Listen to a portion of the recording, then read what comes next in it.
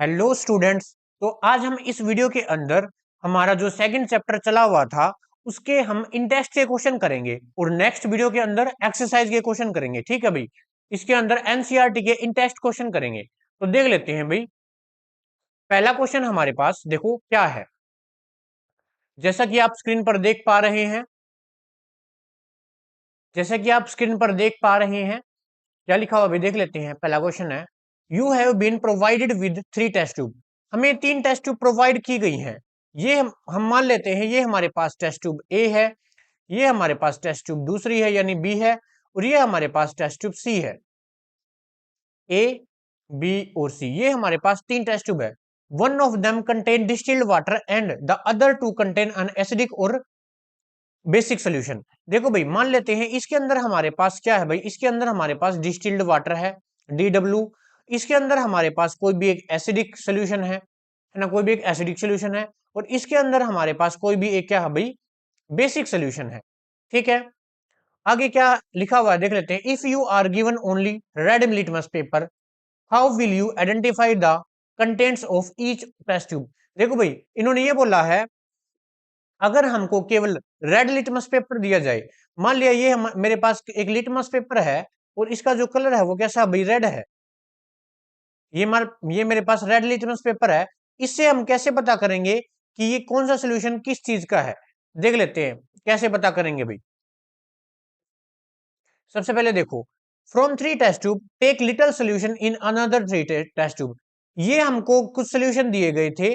एक तो हमारे पास डिस्टिल्ड वाटर है, एक एसिडिक सोल्यूशन है, एक बेसिक सोल्यूशन है। इनके अंदर से हम थोड़ा थोड़ा सोल्यूशन बाहर निकाल लेंगे अदर 3 टेस्ट ट्यूब के अंदर। ऐसा इसलिए किया है क्योंकि अगर हम इन्हीं के अंदर टेस्ट लगाएंगे तो हमारा सोल्यूशन पूरा ही खराब हो जाएगा, है ना। अदर 3 टेस्ट ट्यूब के अंदर मान लिया थोड़ी थोड़ी हमारे पास टेस्ट ट्यूब है, ये छोटी छोटी, इनके अंदर निकाल लिया सोल्यूशन। पहले के अंदर हमारे पास DW है, डिस्टिल्ड वाटर, ये हमारे पास एसिडिक सोल्यूशन है, और ये हमारे पास कौन सा भाई, बेसिक सोल्यूशन है। ठीक है, अब इनके तीनों के अंदर हम ये रेड लिटमस पेपर है उसको डिप करके देखेंगे। ठीक है, जब हम इसको DW के अंदर डिप करेंगे तो इसके अंदर कोई भी चेंज नहीं आएगा। जो हमारा रेड लिटमस पेपर है उसके कलर के अंदर कोई भी चेंज नहीं आएगा, जिससे ये पता चल जाता है इसका मतलब जो हमारा डिस्टिल्ड वाटर है वो कैसा है भाई, न्यूट्रल सोल्यूशन है। अगर एसिडिक के अंदर करके देखें, यहां पर भी कोई चेंज नहीं आएगा, क्योंकि जो लिटमस पेपर है एसिड तो रेड लिटमस पेपर है हमारा। देखो भाई, हमारा रेड लिटमस पेपर है ना, तो एसिडिक के अंदर डुबोएंगे तो वो रेड ही रहेगा, क्योंकि जो ब्लू लिटमस पेपर होता है वो रेड के अंदर कन्वर्ट होता है। ठीक है, देखो यहां पर लिखा हुआ है, there is a no effect of distilled water और एसिडिक सोल्यूशन और रेड लिटमस पेपर। जो लिटमस पेपर होगा, रेड लिटमस पेपर, उसके ऊपर डिस्टिल्ड वाटर और एसिडिक सोल्यूशन का कोई भी इफेक्ट नहीं होगा, कलर चेंज नहीं होगा कोई भी। No red litmus paper will change into blue if on another 2 test tube. ठीक है, there is a no effect of distilled water on blue litmus paper. Distilled water का ब्लू लिटमस पेपर पर कोई effect नहीं होगा। हाँ, जो blue litmus paper है वो अगर एसिडिक सोल्यूशन के अंदर डुबोएंगे वो रेड लिटमस के अंदर कन्वर्ट हो जाएगा। अगर मेरे पास कोई भी ब्लू लिटमस पेपर है, मान लिया मेरे पास ये कोई भी लिटमस पेपर है, ठीक है, ये मेरे पास ब्लू लिटमस पेपर है, जब इसको हम इस एसिडिक सोल्यूशन के अंदर डुबाएंगे, डिप करेंगे, तो ये किस कलर का हो जाएगा, वो ये रेड कलर का हो जाएगा, जिससे हमें पता चल जाएगा ये एसिडिक सोल्यूशन है। ठीक है, ऐसे पता किया जाता है भाई। नेक्स्ट क्वेश्चन देख लेते हैं, यहां पर क्या लिखा हुआ देख लेते हैं। Why should curd and sour substance not be kept in brass and copper vessel. देखो भाई, यहाँ पे ये बोल रहा है जो भी हमारे पास कर्ड होता है और जो भी खट्टे पदार्थ होते हैं, जो भी श्योर सबस्टेंस होते हैं, उनको हम कॉपर से बनी हुई, कॉपर मेटल से बनी हुई जो बर्तन होते हैं, और ब्रास से बनी हुई जो बर्तन होते हैं, ब्रास किससे मिलकर बनता है भाई, कॉपर और जिंक, इन दोनों का एलोय का मिक्सचर होता है। ठीक है, एलोयज बनाते हैं, ब्रास एक एलोयज है भाई, इन दोनों मेटल का जो मिक्सचर होता है उससे मिलकर क्या बनता है, ब्रास। इससे हम मेटल बनाते हैं। ठीक है, मेटल बनाने के अंदर यूज होता है। अब ये पूछ रहा है कि इन दोनों मेटल के अंदर, इन बर्तनों के अंदर अगर कोई भी बर्तन इन दोनों मेटलों का बना हुआ है, उसके अंदर हम कोई भी खट्टे पदार्थ और कर्ड नहीं रख सकते। ऐसा क्यों? ऐसा इसलिए होता है, ये जो भी दोनों ये कंपाउंड होते हैं, दोनों मेटल होते हैं, ब्रास और जो कॉपर है, वो हाईली रिएक्टिव होते हैं। जब भी ये किसी खट्टे पदार्थ के साथ, कर्ड के साथ रिएक्शन करते हैं तो ये क्या बना लेते हैं, एक पॉइजनस सब्सटेंस बना लेते हैं। अगर मान लिया मेरे पास कॉपर की कोई भी एक बर्तन होगा, मान लिया कॉपर का बर्तन है, इसके अंदर हम कोई भी एक श्योर सब्सटेंस या कोई भी दही है वो डालकर अगर कोई भी खा लेंगे तो वो हमारे लिए हार्मफुल होगा, क्योंकि उसके अंदर पॉइजनस सब्सटेंस आ जाएंगे, क्योंकि वो कॉपर के साथ रिएक्शन कर लेगा। ठीक है, तो यहाँ पर जो फूड आर्टिकल है, अगर हम उन्हें कंजप्शन करेंगे तो डेथ में भी पॉसिबल। तो इसलिए हम कभी भी कॉपर और ब्रास के वेसल के अंदर, उनके बर्तनों के अंदर कर्ड और जो श्योर सब्सटेंस है उनको कैप्ट नहीं करते हैं। ठीक है, तो ये क्वेश्चन था भाई। ये हमारे पास नेक्स्ट क्वेश्चन है, देख लेते हैं। Which gas is usually liberated when an acid react with a metal? Illustrate with an example, how will you test for the presence of this gas? ये बोल रहा है जब भी हम कोई भी एसिड होता है हमारे पास, उसके साथ किसी भी मेटल की रिएक्शन करवाएंगे, कौन सी गैस इल्यूमिनेट होगी, कौन सी गैस निकलेगी, और हम कैसे पता करेंगे ये कौन सी गैस है? देखो, मान लिया मेरे पास कोई भी एक क्या है भाई, एक बीकर है। ठीक है, मैं मान लिया मेरे पास कोई भी एक बीकर है और इसके अंदर मेरे पास एक एसिडिक सोल्यूशन है। किसका सोल्यूशन है भाई? मान लिया HCl का सोल्यूशन है। ठीक है, आप कोई भी एसिड ले सकते हैं। एसिड और कौन कौन से होते हैं? H2SO4 हो गया, वैसे तो बहुत सारे होते हैं। ठीक है, मेनली हम यही लेते हैं। मान लिया मैंने एसिडिक सोल्यूशन ले लिया, किसका? HCl का, यानी हाइड्रोक्लोरिक एसिड का। ठीक है, अगर मैं बाहर से उसके अंदर क्या डालूं, अगर मैं बाहर से उसके अंदर जिंक के टुकड़े डालूं, जिंक मेटल के टुकड़े डाल दिए, ये देखो, ये टुकड़े डाल दिए जिंक मेटल के, अब क्या होगा? अब क्या होगा भाई, हमारे पास इन दोनों के अंदर केमिकल रिएक्शन होगी। और वो केमिकल रिएक्शन कौन सी होगी? देखो, ये आपको दिख रही, जो जिंक मेटल है वो किसके साथ रिएक्शन करेगा? हमारे HCl के साथ रिएक्शन करेगा, जिससे क्या बन जाएगा? ZnCl2 बन जाएगा, और साथ में हाइड्रोजन गैस बाहर निकल जाएगी। ठीक है, सोल्यूशन से हाइड्रोजन गैस बाहर निकल जाएगी। अगर इसको बैलेंस करना चाहो तो आप कर सकते हो, यहाँ पर 2 लग जाएगा। ठीक है, देखो भाई, आप कोई लिखी हुई है ना, ये रिएक्शन यही लिखी है मैंने, इसके अंदर हाइड्रोजन गैस बाहर निकलेगी। अब ऐसे कैसे पता चलेगा कि ये हाइड्रोजन ही गैस है? और कोई सी भी तो गैस हो सकती है। तो इसको पता लगाने के लिए हाइड्रोजन गैस है, हम क्या करेंगे, हम इस सोल्यूशन के नजदीक क्या जलाएंगे? एक मैस्टिक जलाएंगे। जब वो हमारी हाइड्रोजन गैस जलेगी तो एक पॉप साउंड आएगी बहुत तेज। ठीक है, जब भी हम माचिस की तीली है उस सोल्यूशन के नजदीक ले जाएंगे तो अचानक से एकदम पॉप साउंड आएगी यहाँ पर सोल्यूशन के ऊपर, जिससे ये पता चल जाएगा कि, क्या पता चल जाएगा कि हमारी जो हाइड्रोजन जो गैस थी वो हाइड्रोजन है। मतलब जो भी सोल्यूशन के अंदर से गैस निकल रही है वो हाइड्रोजन गैस है, क्योंकि सिर्फ हाइड्रोजन ही गैस है जो कि पॉप साउंड के साथ जलती है। तो ये हमारे पास क्वेश्चन था। नेक्स्ट देख लेते हैं। हमारे पास एक मेटल है जिसका नाम है ए। ठीक है, मेटल का कंपाउंड है A, react with dilute hydrochloric acid to produce effervescences. Effervescences होता है भाई झाग उत्पन्न करना। कहने का मतलब, मान लिया एक चीज है मेरे पास, दूसरी चीज के अंदर मिक्स करूंगा, एकदम से झाग उत्पन्न होंगे। ठीक है, बबल्स होंगे, सोल्यूशन के अंदर बबल्स लिख लेंगे, उसको कहते हैं effervescences. The gas evolved extinguishes a burning candle with a balanced chemical equation of reaction is one of compound effect from calcium chloride। देखो भाई, इन्होंने हमें प्रोडक्ट दे दिया है कैल्शियम क्लोराइड। अब ये बोल रहा है हमारे पास एक कंपाउंड ए था, जो कंपाउंड ए था वो हमारे पास क्या था भाई? कैल्शियम कार्बोनेट था। और जब एसिड के साथ ये रिएक्ट होगा, एसिड के साथ ये रिएक्ट होगा तो क्या बना लेगा ये था कैल्शियम कार्बोनेट था, ये कैल्शियम कार्बोनेट था। जब हाइड्रोक्लोरिक एसिड के साथ रिएक्शन करेगा ये कैल्शियम क्लोराइड बना लेगा, साथ में CO2 गैस बाहर निकल जाएगी और साथ में H2O बनेगा। अगर इसको बैलेंस करना चाहो तो आप बैलेंस कर सकते हो ऐसे। ठीक है, तो ये हमारे पास इसका आंसर था। जो ए कंपाउंड था वो क्या था भाई? कैल्शियम कार्बोनेट था। ठीक है, नेक्स्ट देख लेते हैं।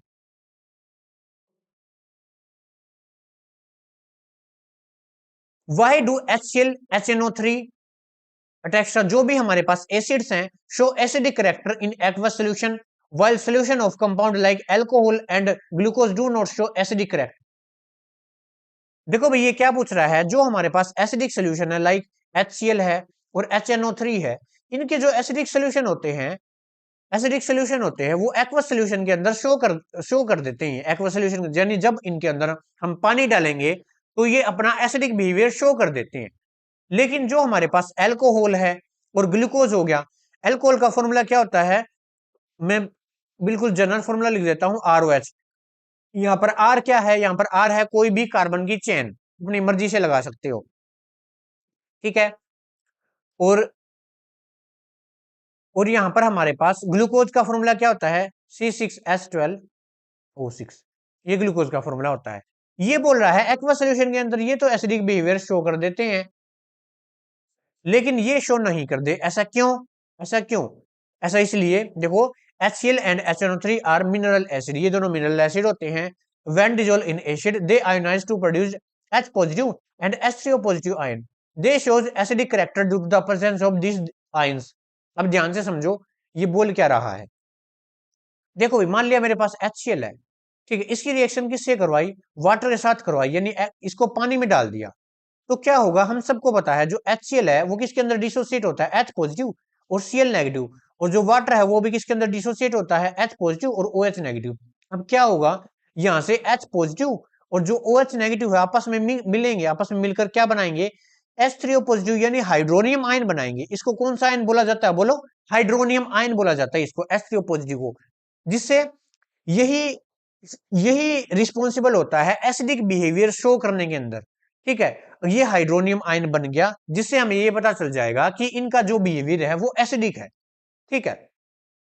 अगर हम HNO3 की बात लेकर चलें तो ये भी किसके अंदर डिसोसिएट हो जाएगा, H पॉजिटिव और NO3 नेगेटिव, ठीक है। अब H पॉजिटिव किसके साथ मिलेगा, OH के, और बाद में हमारे पास क्या बना लेगा, हाइड्रोनियम आयन बना लेगा H3O पॉजिटिव, तो जिससे हमें पता चल जाएगा ये एसिडिक बिहेवियर शो करते हैं। लेकिन ऑन द अदर हैंड यहाँ पर तो ऐसा कुछ है ही नहीं, ये दोनों तो कोवेलेंट कंपाउंड है, ये दोनों तो कोवेलेंट कंपाउंड है, ठीक है, ऐसे कंपाउंड जिनके अंदर कोवेलेंट बॉन्ड होता है। अब कोवेलेंट बॉन्ड क्या होता है ये हम फोर्थ लेसन के अंदर पढ़ेंगे, फिलहाल आप इतना याद रखो कि जो कोवेलेंट कंपाउंड होते हैं, जो हमारे पास अल्कोहल होते हैं और ये दोनों, जब इनको वाटर के अंदर डिजोल्व करेंगे तो ये H पॉजिटिव आयन नहीं देंगे, ये जो H पॉजिटिव आयन है वो लूज नहीं करेंगे, जिससे ये एसिडिक कैरेक्टर अपना शो नहीं करेंगे, ठीक है। सिर्फ आपको इतना याद रखना है, सिर्फ आपको ये याद रखना है कि जो एसिडिक बिहेवियर है किसकी वजह से होता है, H पॉजिटिव आयन की वजह से। अगर ये लॉस कर दिया तो एसिडिक है, अगर ये लॉस नहीं किया तो एसिडिक नहीं है। इन दोनों ने ये लॉस कर दिया था, इसका मतलब ये एसिडिक है, इन दोनों ने लॉस नहीं किया तो इसका मतलब ये एसिडिक नहीं है, ठीक है। नेक्स्ट देख लेते हैं, why does an aqueous solution of an acid conduct electricity। हमारे पास एसिड का एक्वस सोल्यूशन है, वो इलेक्ट्रिसिटी कंडक्ट करता है, ऐसा क्यों, इन एक्वस सोल्यूशन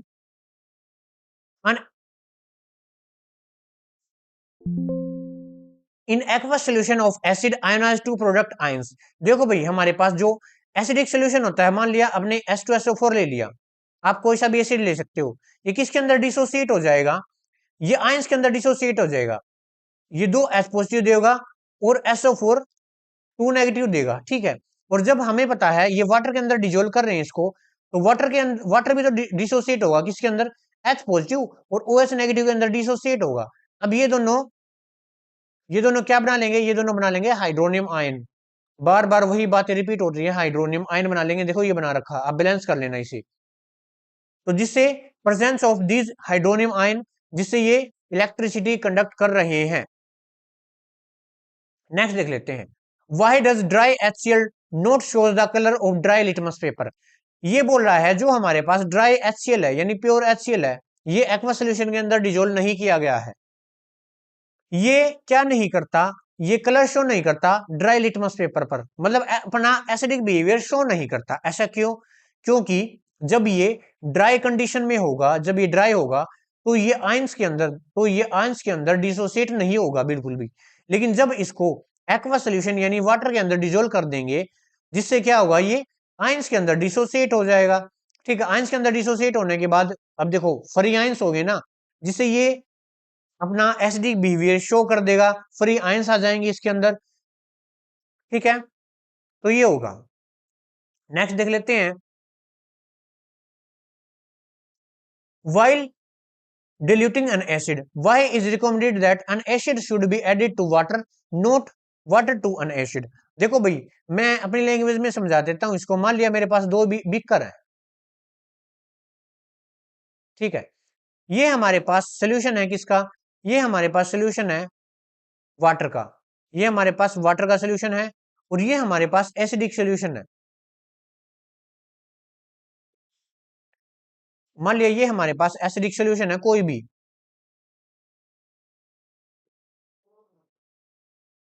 ठीक है, ये हमारे पास कोई भी एसिडिक सोल्यूशन है। अब ये बोल रहा है हम क्या नहीं कर सकते, हम वाटर को एसिड के अंदर डिजोल्व नहीं कर सकते, हम एसिड को वाटर के अंदर डिजोल्व कर सकते हैं। ऐसा क्यों? ऐसा इसलिए क्योंकि जब भी हम एसिड और वाटर की आपस में रिएक्शन करते हैं तो ये एक हाईली एक्सोथर्मिक रिएक्शन होती है, यानी बहुत सारी हीट निकलती है इसके अंदर से। जब बहुत सारी हीट निकलेगी तो हमारा जो बीकर है वो गर्म हो जाएगा, जिससे क्या होगा, जिससे क्या होगा, हमारा जो बीकर है वो ब्लास्ट हो सकता है भाई, है ना। तो इसलिए ये रिकमेंडेड किया जाता है कि हमें जब भी एसिड और वाटर की आपस में रिएक्शन करवानी होती है तो हम एसिड को वो भी ड्रॉपर से आराम आराम से वाटर के अंदर डिजोल्व करते हैं, एकदम से वो भी ऐड नहीं करते हैं, और प्रॉपर प्रिक्वेशन रखनी पड़ती है, ठीक है। तो the process of dissolving N acid in water is highly exothermic reaction. देखो भाई जो मैंने बताया ना वहां पे वही लिखा हुआ है यहाँ पे, ठीक है। आगे देख लेते हैं। How is the concentration of hydronium ion affect when solution of acid is diluted. देखो भाई मान लिया मेरे पास ये कोई भी एक बीकर है और इसके अंदर मेरे पास कोई भी एक एसिडिक सोल्यूशन है, कोई भी एक एसिडिक सोल्यूशन है, मान लिया मेरे पास HCl का एसिडिक सोल्यूशन है, और हम सबको पता है एसिडिक सोल्यूशन होगा तो HCl और H2 आपस में डिजोल्व किया गया होगा, और इनके अंदर हाइड्रोनियम आयन भी प्रेजेंट होगा, है ना, H3 पॉजिटिव आयन प्रेजेंट होगा क्योंकि आपस में इन दोनों की रिएक्शन होगी। अब ये बोल रहा है हम बाहर से क्या ऐड कर दे इसके अंदर, बाहर से इसको डाइल्यूट कर दे, यानी H2O और भी ऐड कर दे बाहर से।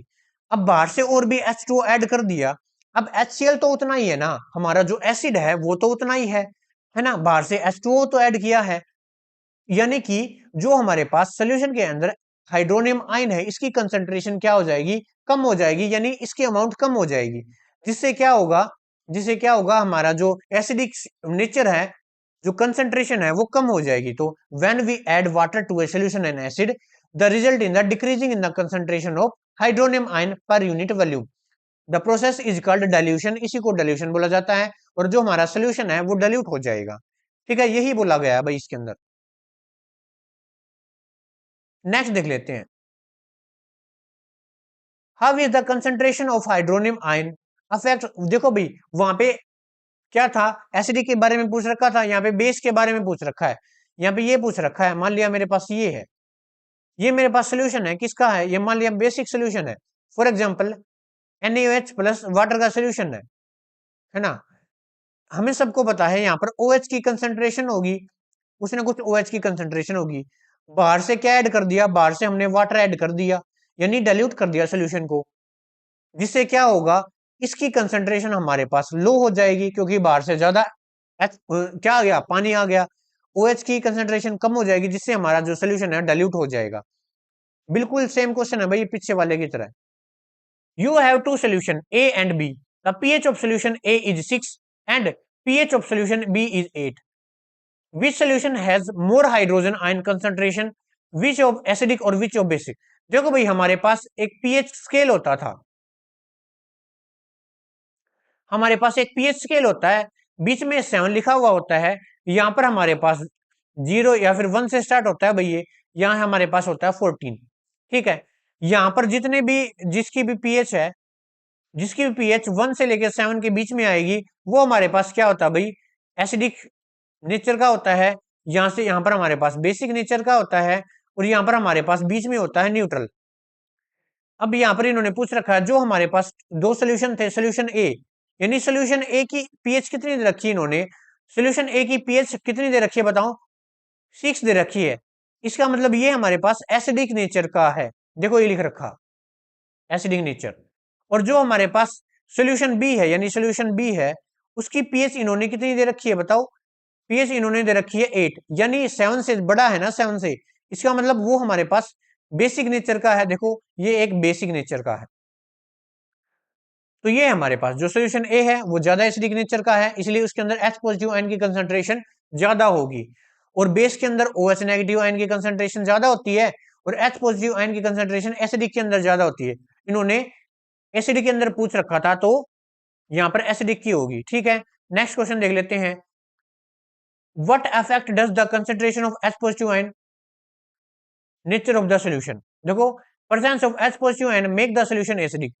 देखो भाई, किसी भी सोल्यूशन के अंदर जितना ज्यादा H पॉजिटिव आयन की कंसेंट्रेशन होगी उतना ही हमारा सोल्यूशन एसिडिक नेचर का होगा, है ना। ये आपको ये लिखना है, जितना ज्यादा हमारे सोल्यूशन के अंदर H पॉजिटिव आयन की कंसेंट्रेशन जितना ज्यादा होगी उतना ही हमारा सोल्यूशन एसिडिक नेचर का होगा। ठीक है, if the solution H positive ion of solution increases it make the solution strong acid. ठीक है, मान लिया फॉर एग्जांपल मेरे पास एक A है एक B है, दो सोल्यूशन है। ए सोल्यूशन के अंदर H पॉजिटिव आयन की कंसेंट्रेशन ज्यादा है, इसके अंदर H पॉजिटिव आयन की कंसेंट्रेशन कम है, तो इनके अंदर से कौन सा ज्यादा एसिडिक होगा? ए जो सोल्यूशन है ये ज्यादा एसिडिक होगा, इसके अंदर कंसेंट्रेशन इसकी हाई है। यही पूछ रखा है भाई। नेक्स्ट देख लेते हैं, what is the common name of compound CaOCl2 bleaching powder. इसको ब्लीचिंग पाउडर बोला जाता है भाई। ये जो पानी है हमारा उसको साफ करने के लिए भी, और जो हमारे पास जैसे मेकअप का जो सामान बनता है इसी से बनता है ब्लीचिंग पाउडर। ठीक है, इसका जो IUPAC नेम में होता है वो हमारे पास कैल्शियम ऑक्सीक्लोराइड होता है, यानी साइंटिफिक नेम। वैसे इसको इसका जो कॉमन नेम है, ये इसका कॉमन नेम है भाई ब्लीचिंग पाउडर, ये इसका साइंटिफिक नेम है कैल्शियम ऑक्सीक्लोराइड। नेक्स्ट देख लेते हैं, name the substance which on treatment with the chlorine yield of bleaching powder. ऐसा सबस्टेंस का नाम बताओ जो ब्लीचिंग पाउडर बनाने के लिए अंदर यूज होता है। वो हमारे पास कैल्शियम हाइड्रोक्साइड होता है CaOH2, जिसको हम सल्फर-लाइम भी कहते हैं। नेक्स्ट देख लेते हैं, name the sodium compound which is used in softening of water. एक सोडियम का कंपाउंड बताना है जो वाटर की सॉफ्टनिंग के लिए यूज किया जाता है, जिसका नाम है सोडियम कार्बोनेट। ठीक है, ये होता है भाई सोडियम कार्बोनेट, जिसको हम वॉशिंग सोडा भी बोलते हैं। नेक्स्ट देख लेते हैं, what will happen if A solution of sodium hydrogen carbonate is heated, give the equation of this reaction. Sodium hydroxide, sodium hydrogen carbonate क्या होता है भाई? NaHCO3। सोडियम बाइकार्बोनेट भी बोलते हैं इसको। हम हीट करेंगे, इसको अगर हम हीट करेंगे तो ये सोडियम कार्बोनेट के अंदर कन्वर्ट हो जाएगा, साथ में H2O और CO2 गैस बाहर रिलीज हो जाएगी। ठीक है, इसके अंदर डिकम्पोज हो जाएगा, ये बोल रखा था। नेक्स्ट देख लेते हैं, right an equation two show reaction with plaster of Paris with water. हमारे पास प्लास्टर ऑफ पेरिस, मान लिया मेरे पास ये प्लास्टर ऑफ पेरिस है, CaSO4 और हाफ H2O।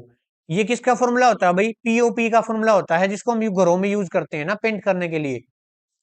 ये होता है POP, जिसको हम प्लास्टर ऑफ पेरिस कहते हैं। ये बोल रहा है इसकी रिएक्शन अगर हम वाटर के साथ करवाएं तो किसके अंदर कन्वर्ट हो जाता है? CaSO4 plus 2H2O। केवल वाटर के मॉलिक्यूल बढ़ जाते हैं, यहाँ पे हाफ H2O था, यहाँ पे 2H2O होगा। और ये फॉर्मूला किसका? ये हमारे पास फॉर्मूला होता है जिप्सम का। इसको क्या बोलते हैं भाई? जिप्सम। ठीक है, तो ये आपको फॉर्मूला याद रखना है। तो इस वीडियो के अंदर हम इतने ही क्वेश्चन करेंगे भाई। जो एक्सरसाइज के क्वेश्चन है वो नेक्स्ट वीडियो के अंदर करेंगे। तब तक के लिए थैंक यू।